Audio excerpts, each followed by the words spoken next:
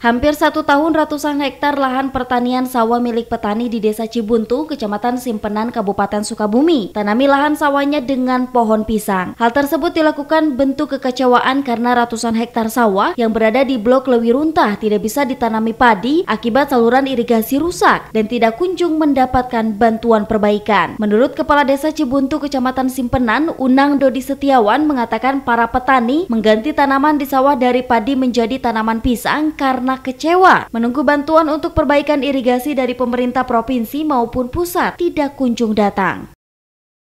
Dikarenakan saya ditanami pisang sawahnya sudah hampir 1 tahun Pak, ini terbengkalai, tidak bisa cocok tanam atau istilahnya menanam padi.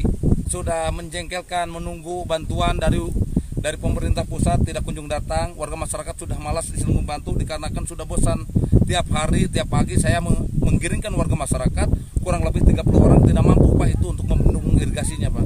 Seharusnya saya minta bantuan ke pemerintah pusat untuk dibantu material apa saja yang harus dibangun untuk Desa Cibuntu untuk bisa mengairi ini sawah kurang lebih 108 hektar Pak. Harapan kami selaku pemerintah desa, tolonglah pemerintah pusat untuk membantu istilah wilayah kami.